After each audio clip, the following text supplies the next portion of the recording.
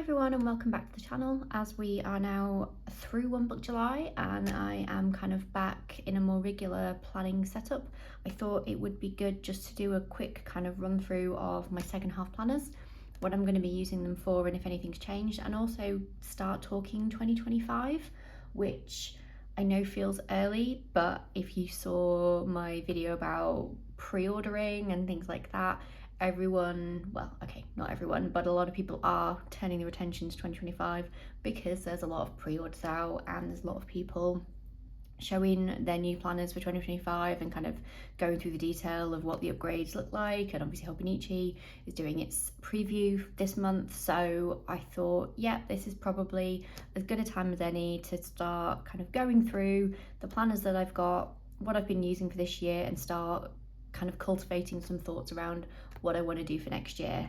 And if you haven't seen my video around kind of choosing a planner and my whole process for reviewing planners for next year and kind of deciding what to buy, I will try and remember to leave a link to that video. I think I did it last year, and this video is basically kind of part one or step one of the process, which is doing a full review of your current lineup, what's working, what's not working, and without kind of necessarily making any decisions, but just kind of airing those thoughts really. I will probably go through and do it kind of in depth on paper as well and kind of get the thoughts down there, but I highly recommend, if it's not something you normally do, absolutely do this. Just go through your planners, see how you're using them, bit of a pros and cons list almost, if you will. But I thought it would make a fun video to kind of do this, you know, as my first stab with it, and maybe as I go through it I'll think of some things that I may not have done. If you do have any thoughts on any of the planners that I talk about, particularly when, you know, discussing pros and cons and things like that, please leave them in the comments. I'd also love to know if you've kind of done this yet for 2025. Have you started thinking about, you know, what currently isn't gelling in your lineup, anything that you want for next year? Again, love to hear it in the comments. Anyway, enough of me going on. Let's kick into the planners. So these are planners that you will have seen before if you've been watching my videos this year. It's kind of no different really too much from what I've already shared around the stack. I'm just kind of bringing it back to what it was before One Book July, which is why it's kind of more of a discussion around what's working and what's not working, rather than just a regurgitation of, hey, these are the planners that I'm using. Let's kick off with the weeks. So the weeks is probably discussed the most on my channel because it is my everyday carry, and so I'm not going to probably labour this planner too much. I've mentioned kind of my issues or thoughts with it in the Hobonichi 2025 wishlist video from, I think it was last week, but just to go over, so this is my everyday carry planner. As it you know suggests in the name, this goes with me pretty much everywhere. The only place I don't really take it is if I'm kind of going out, so you know, out to a restaurant, or like last night I was at Taylor Swift and this didn't come with me. I have a purse for basically my card and driving license, but generally this houses my bank card and my ID. That's all I take with me in terms of purse related things. I do have this back pocket that I will use for any kind of vouchers that I might need, or loyalty cards. If I know that I'm going to a coffee shop that I've got a loyalty card for or something like that, I'll bung it in here. But other than that, that's kind of it for the purse related things, I guess. And then other than that, I just have a few sticky notes in the front, and like you saw, some here, and then the rest of it is just pure basic planning. This will probably continue into next year. I have tried a few different ways of doing the everyday carry. I've had a passport TN, I've had a bullet journal, I've had a couple of different sizes. This probably is a little bit too big, but I just find that with the smaller varieties, the page size just doesn't work. I've got a few videos on the passport TN, and as much as I love the setup in practice, I find that the pages, like, it's very difficult. It seems to kind of get a lay flat in the same way that you do with the weeks, and it ends up being a bit of a faff keeping the pages open and with the string, and it's yeah, so as it stands, this isn't perfect, but this is going to stay pretty much for 2025. It ticks enough of the boxes. Yes, I wish this was a grid, just so that my writing was a bit neater, but it gives me space to plan my week in whatever kind of level of decoration that I want. So if I'm feeling like having a basic week that just takes me 30 seconds to set up, I can do that. If I want something a bit more decorative, I can do that too. It's got a very nice monthly layout that allows me to very quickly see what my plans are and when, so I can get things booked in. And it does have note pages for the odd occasion where I do want to write some notes, but as I mentioned in my why I won't use this for One Book July video again, I messed that up, but you know what I mean, my last video about why I'm not going to use this for One Book July, the notes pages just don't quite work. I need something bigger like an A5 or a B6 and kind of a different orientation, but they're there for if I need them. So yeah, I've been in the weeks for years. I have always had this planner since 2018, and so I will always end up purchasing one. But at least this year I'm going into it knowing, yeah, this is just gonna continue as I currently use it, and will do for the second half of the year.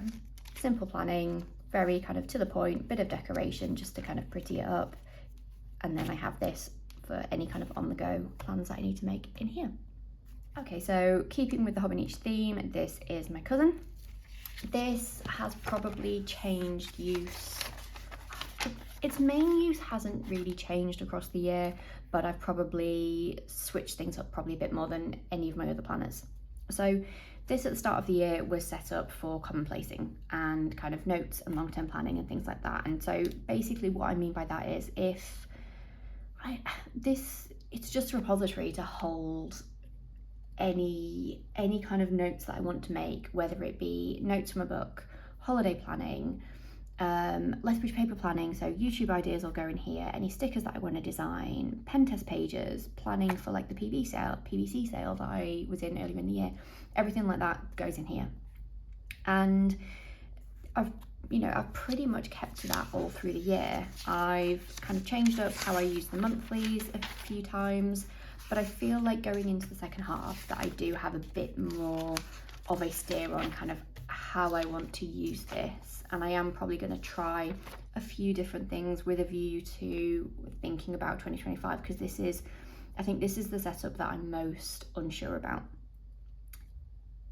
And yeah, I really want a cousin for next year. I've been in the cousin aside from 1 year since 2018. I love the cousin, I love the paper, I love the layout of it.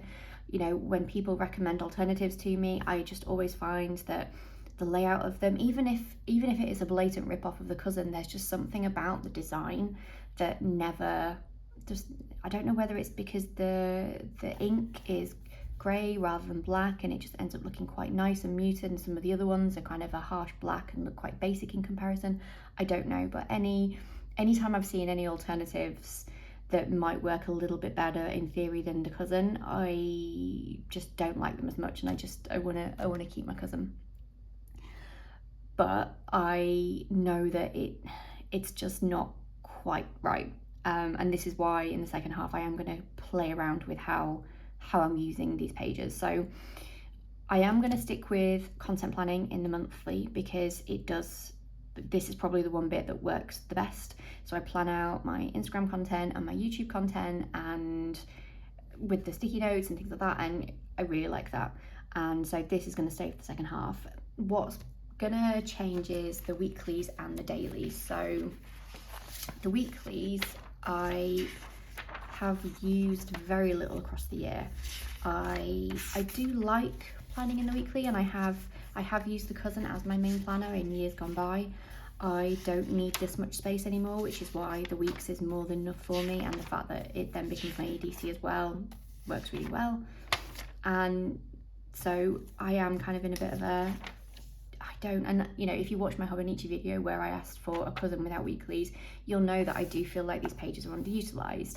And so in the second half I am going to see if I can get into a place where I do utilize them a bit more. And so what I'm doing this week, this is the first week of it, is I'm kind of filling it in as I go along. So with previous weeks, I've kind of done a full kind of setup and done to-do lists and kind of used it properly planning. This is more, I think, kind of like the Lindsay Scribbles way that I think she's used the cousin in the past, is more of a record of what I did for the day. And so I'm a little bit behind because I've been away, but this is kind of how I'm going to attempt to use it for the next few weeks and see how that goes. Number one, will I keep up to it? Number two, is it kind of adding any value, or is it just, does it end up kind of becoming a chore? Number three, do I need it in my life, or am I just kind of doing it to use up my big bulk of stickers that I've got, because I'm not using a huge amount of stickers in my planning right now and I know I've got loads. Unsure, but that is the plan for the second half, to kind of see if I can make these weeklies work for me, or if I feel like I really need them, or whether actually I should just go and get a day free, because that's another thing. So leading on to the daily pages, so the dailies I have been using, like I say, as commonplacing, and I've probably only used about, well, you can see actually if I go back to, so I use this page as a contents page effectively, or an index, so I can get to stuff quickly. As you can see, we're in August, nearly September, and I've only used basically a month's worth of pages. So I don't need the full year. As much as I like the layout of these, and I like how I can use it as a bit of daily planning if I have a particularly busy day, or I just feel like having a daily planner for it. Like I do that. I have kind of jumped into it and done a bit of daily planning every so often, just when I feel like it. So I do like having that, but it's very few pages across the year. So if I've only used, max probably 2 months worth of pages at this point in the year, a day free might actually be a better solution for me. And so I really need to kind of get to grips with the weekly and decide, do I really need the weekly, or actually do I just switch to the day free? Alongside that though, I am going to kind of dip in and out of these dailies, so still use it as my commonplacing. So if I need to make, planning for Japan, there's lots of notes pages on that in here, but then also I will kind of dip in still to using the daily pages as daily pages every so often when I feel like it. Just a bit of a, sometimes, like I say, if I've got a busy day on, I will want to kind of have the extra space that the weeks doesn't give me, so this does allow me to do that. And also, again, a bit of a creative time, play with some stickers. I won't probably do it the weeks that I'm planning in the week, because that'll probably be a bit too much and a bit of a kind of overkill, but I am going to have a bit of a concerted effort to play with the daily pages a bit more, with the ultimate goal basically in the next couple of months of working out, do I stick with the cousin as it is, or do I just go day free and know that I can do my commonplacing in the day free, I can do my content planning in the monthlies, which I really enjoy, and although they won't be daily pages, stickers and stamps exist. So if I do need to have a daily to do some planning one day because I've got a busy day, I can do that. I can add in the day, it's not a problem, and sticky note it if I need to refer back to it, but I probably won't. And so yeah, that's the plan. We will see. I will provide an update on what I eventually go for, but that's the thought process at the moment, and how I'm going to be using the cousin to help me with that. Okay, next up we have my personal Filofax in burnt orange. I don't talk about this loads in the channel, just because it doesn't really change too much from year to year, other than potentially what cover I use. But this is effectively a reference planner. I have kind of info in here that, albeit will go in my planners across the year, I like to have somewhere with kind of static information. So I have a perpetual calendar in here that's just got all of the birthdays, anniversaries, dates of note basically that I will need to know and eventually move into the planner. I then use it also to kind of track when things will need to be done, like eye tests or changing my mascara, things like that. And then I have my finance section, which although I have my budget planning in my weeks, I use this just for any kind of further reference info that's needed on kind of things like the dates throughout the month that certain direct debits come out, details about any kind of savings plans that I'm doing, or just bits and pieces like that. It's just handy to have a section just to keep that kind of info. I then have I also in here have a pocket for any kind of receipts that I need to keep, or any vouchers for kind of, you know, if you order something online and then you get a voucher for save X next time, it goes in there. I also have a sheet dedicated to any voucher codes, like on Etsy and things like that. I then have my personal section, which is basically just the handful of addresses that I need, although they're all saved in my phone, but I like to have a hard copy. Home is just any kind of home relevant information that I may or may not need. I kind of have, I think basically in here, yeah, I have a when did I last section that is not just home, and there's a bit of repetition around kind of toothbrush and mascara, and I am not very good at keeping up to date with it, but this is something I definitely want to get better at. I do these things, but I probably don't do them often enough, and I do want to track them a bit better. And then I just have kind of a few project planner pages, and that's it for home right now, because we've got a lot of projects. We just need to decide what we're going to do, and then I will use these pages to kind of plot it out a bit better. I then have a shop section that's just got a few bits of info around kind of key suppliers, key printer and silhouette settings, things like that. And then the back section is basically just like loyalty cards and things like that, because I don't carry them with me in a purse, and I don't, like you can see there's quite a lot. I don't need that many on me, but I do probably need all of them. Like I do try and go through and make sure I get rid of ones that aren't relevant anymore, but I like just to have them kind of kept somewhere. And that's kind of it. And for the second half, I'm not going to kind of do anything different with this. It works well as it is. In terms of for next year, the only thing that I'm probably going to change is I really, really want a plotter. I do think that kind of my usage of Filofax is limited because of the size of the rings, and I don't need this much stuff in. Like I can definitely slim that down. I mean, if you take the cards out immediately, it goes down. But I did used to plan in a Filofax Personal for quite a long time, but writing on the pages because of the rings was really annoying. So I do quite want to try a plotter. So I do quite want to try a plotter, just to see if actually I can make a Filofax work. I mean, it wouldn't be a Filofax, but if I can make a ringed planner work again. And you know, this is very much a if it ain't broke, don't fix it. It's technically not broke because the setup that I have right now is absolutely fine, but if I could get the Filofax to work, it might end up being my new EDC, either because if you get the kind of personal size equivalent, it's not, I don't think, I mean, weeks and personal aren't actually that much different anyway. It's just the bulk of the Filofax is what kind of, you know, makes it impractical for an EDC. But I am thinking that potentially a personal size or whatever their equivalent size plotter might end up being able to tick quite a few boxes in terms of being able to do some of this stuff, be an EDC, can maybe slim down 2 planners into one. That could be quite exciting. This might still remain to kind of hold cards and things like that and be more of a kind of referencey bit, but would probably be used kind of very infrequently. And then kind of, yeah, do a bit of a merge between the weeks and the personal. I don't know. I'm probably just trying to justify buying a plotter because they look really nice to use and I love the aesthetics of it.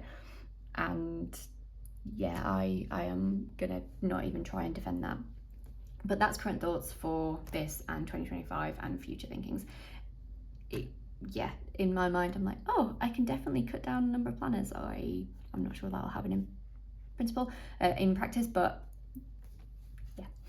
Anyway, moving on. Okay, and finally, we are going to talk Traveler's Notebook. So this is probably the only planner of my setup although I suppose the weeks I'm not really planning to change, so although I have probably slightly tweaked it for the second half in terms of adding a bit more decoration and things to the pages, but the standard TN is basically not changing for the second half of the year, and I don't envisage changing it for 2025 either. It is working really nicely.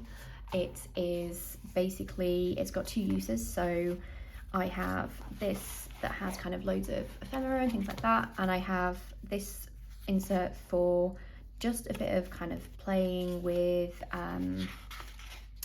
it's not just playing with stickers, I'm attempting to kind of do a bit of a junk journal type thing with it, and basically in an insert that I had that I wasn't using, I was like, I'm gonna have an attempt at this. I am thinking that I might try and, now that I've done a few pages, try and then kind of fill in the pages with kind of a bit of journaling. Not quite sure how that's going to go. It's not something that I normally do, but yeah, I like when I've got, you know, a quiet evening just to kind of pull some stickers and papers out and have a play and see what I can create. It's quite a nice little creative thing that takes like 10-15 minutes on an evening if I'm kind of at a loose end. I then have just some accessories, and then I have this, which is a Good Impressions insert. It's a dot grid insert with Tomoe River paper, and this is what I've been using this year as my scrapbook. So I'm not going to show the pages because there's just lots of pictures of friends and family who probably don't want to be on my channel, but I downsized my scrapbooking into this year.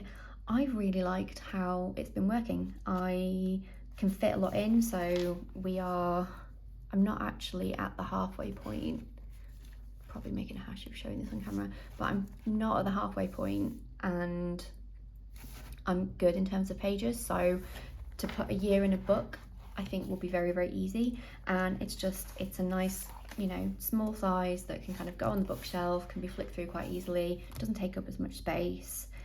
And yeah, the blank pages are working really well, because previously I have kind of used things like The Cousin where it was dated, and then I felt really limited. If I had like a very full day, I then ran out of space really quickly.